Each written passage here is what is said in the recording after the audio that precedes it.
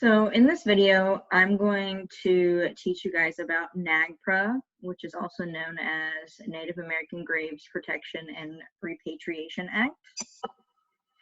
But first you need to understand what repatriation is. So repatriation is the mandated transfer of human remains and specific categories of objects, also known as funerary objects and cultural or sacred objects.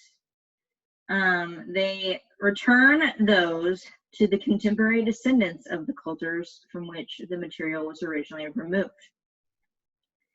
It is predominantly debated among the scientific and anthropological communities today. For instance, many non-natives feel that studying Native American artifacts and remains will give us a look into the past and give us insight that was never available before now. But as we've learned, not every part of Native American cultures needs to be shared and should be shared. We also know that we can learn things from Native Americans, and that's why it's probably better to ask them directly. So, is the way in which people have done repatriation in the past culturally sensitive? If you ask Native people, there's a huge lack for this, and it's an issue that should be considered a form of cultural genocide for us, because we're seeing things in museums on display that are, part of events that are very traumatic, and some of these events are the total genocide of specific tribes. So there's things like, in the last video, you should have learned what ghost dance was. And there are specific clothes that were worn for the dance. And in one of our museums in Washington, D.C., I believe, they have the ghost dance shirts, which were worn specifically in a large massacre of the Lakota Sioux, and there are bullet holes and blood stains on those shirts, and they're just on display in a museum, and that's very, very traumatic for people. So it's understandable that we think there's a lack of cultural sensitivity. And then under Nagpra, the handling of these materials is limited, and much of these cultural materials are returned to their rightful owners. So that's the good thing about Nagpra. However, we are going to talk about major downfalls of it. But first we need to talk about Nagpra itself. So it was created in 1990, once again known as the Native American Graves Protection and Repatriation Act. It prevents the removal and resale of Native American Hawaiian remains and funerary sacred objects from burial locations. So, for instance, if archaeologists are doing a dig and they find one of these sites, they are not allowed to remove anything from the site. They must stop, have a Nagpra official come to the site, or their museum representatives, and they have to figure out who those objects or remains or both belong to. And that is what Nagpra does for natives. It requires that they find the specific descendants with the same cultural origins for those sites. So it does take time, and it's not perfect. So what is the issue? The issue is that the study of indigenous skeletal remains and funerary/sacred objects is seen by many native tribes as a violation of cultural and spiritual beliefs, as well as the right of their ancestors to receive proper burial according to cultural practices. So let me put it this way. Think about maybe if you've had someone close to you that passed and you were at a burial for them, and maybe you put something in with them. How would you feel if someone dug up that grave and took things from that burial? You wouldn't appreciate it. And that's exactly what people are doing to Native peoples, and they've continued to do to Native peoples.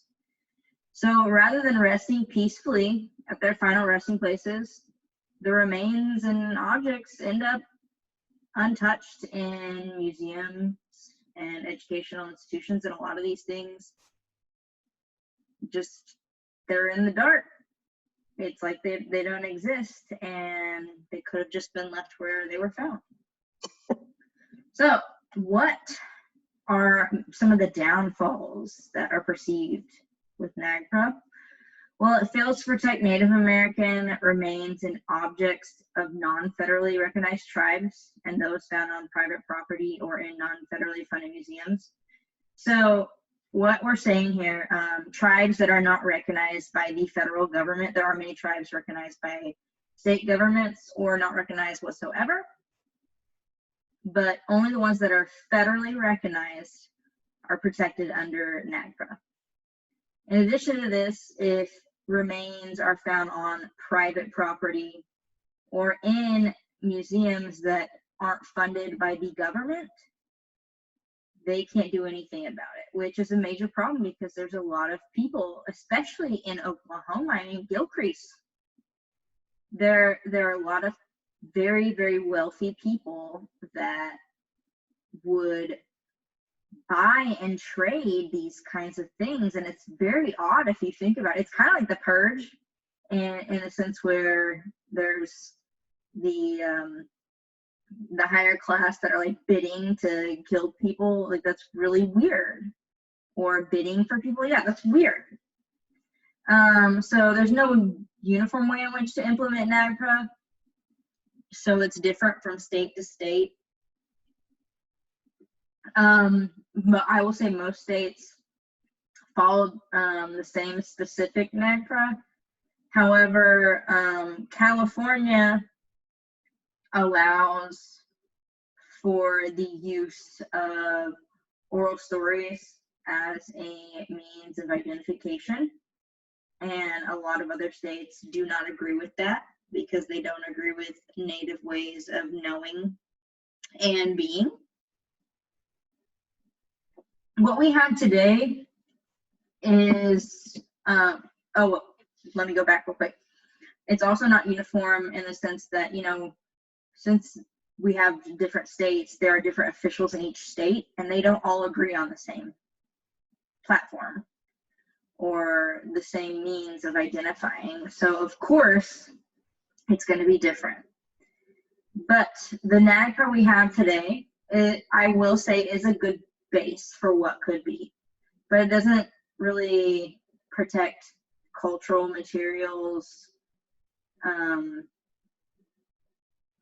like specifically in terms of from,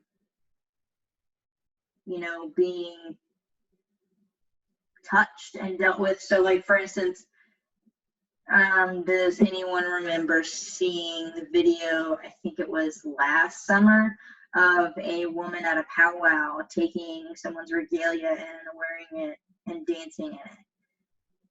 Things like that can't be prevented, and, you know, I know that's not like a grave, but there are items that are found in graves, and since they don't qualify as specific things because Native American knowledge isn't necessarily known about those things by the general public, they don't count it as something that needs to be protected. But other than all that, that is just a short little video that I wanted you to know about Nagpra. If you need any more specific information, please, please, please write a question in our discussion board.